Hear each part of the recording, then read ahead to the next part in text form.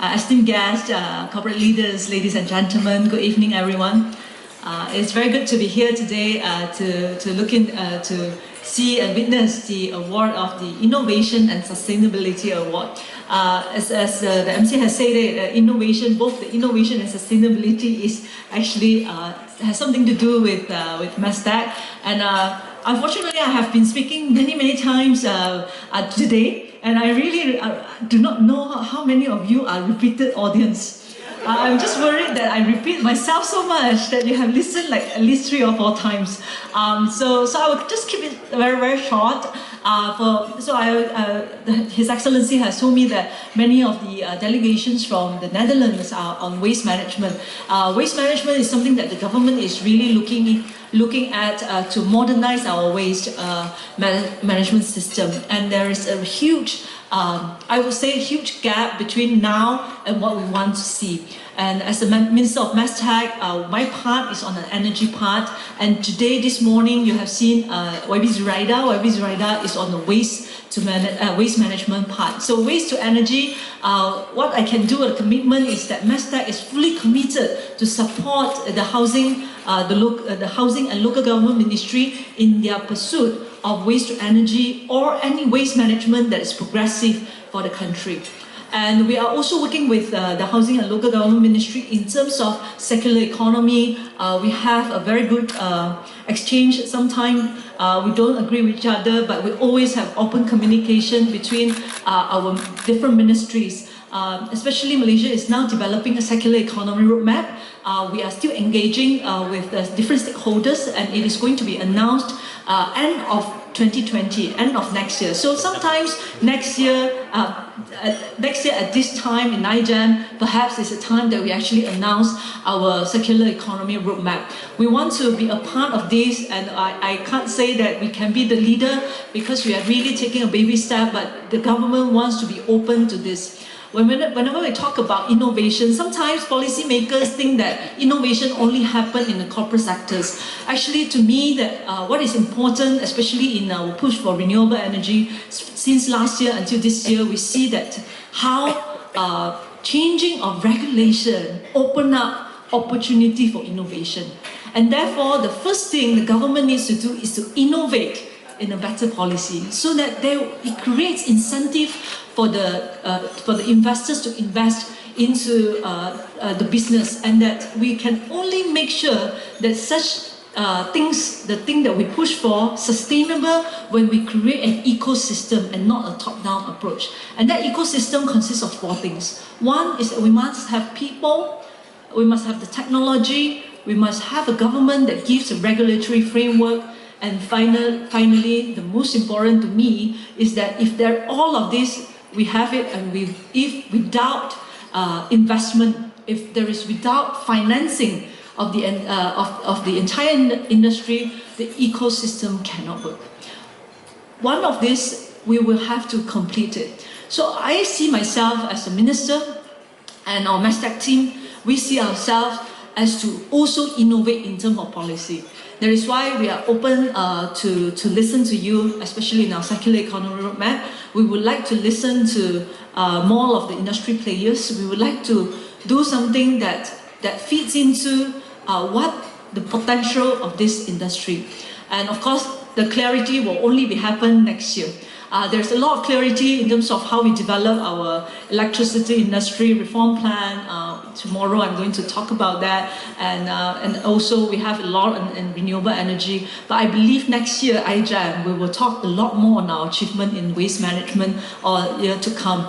So unfortunately, I am not able to give you a clear idea, especially it's not part of my team, but I think the engagement this morning has been good with YB Zuraida on this, but I hope that our guests here from the Netherlands, you will enjoy the engagement with Malaysian companies, but at the same time you will also enjoy the sunshine and the good food in Malaysia. Mr. Herman, you must go around and really enjoy it. Yeah. Make sure your delegates also do that. So Malaysia is the best country in the world. All right. But I just want to give update. For some of you who are corporate leaders, you think of how you want to be sustainable.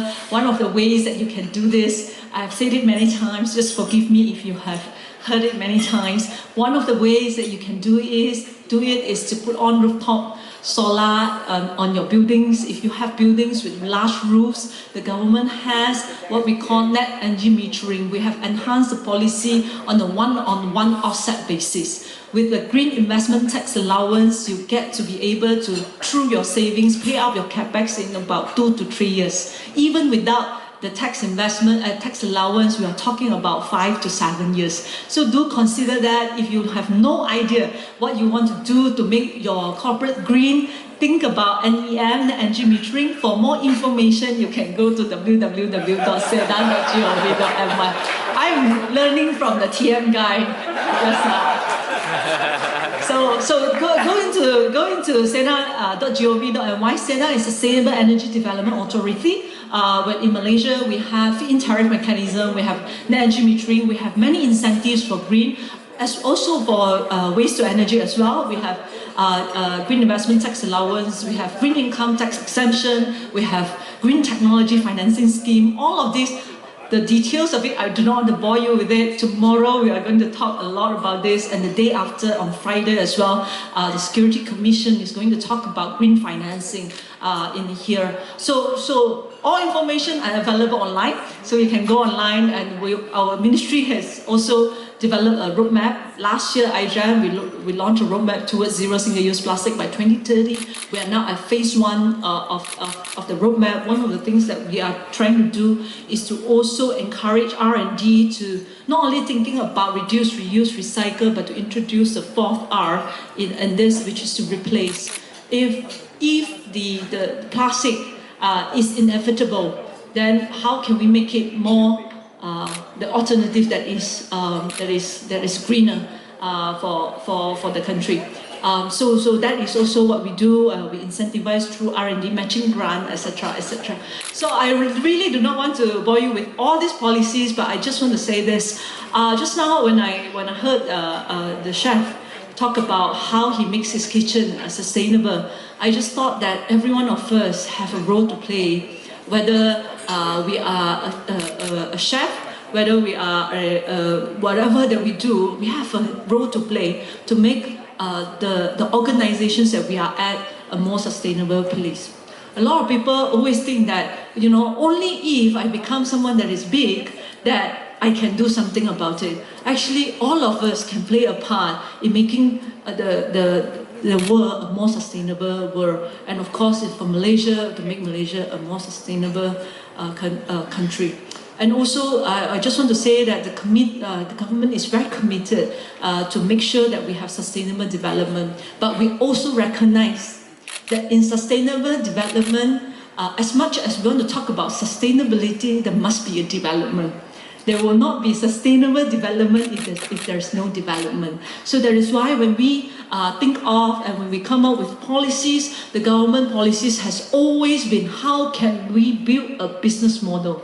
That how can we have a regulatory framework that makes sure that the investor has a business case to make in terms of investing into that. Only with that we can make it sustainable. And I always believe, and through our experience in renewable energy, I always believe that making ourselves sustainable is not only about saving the world, it is also about increasing our profit or making ourselves more efficient or saving the money from our pockets.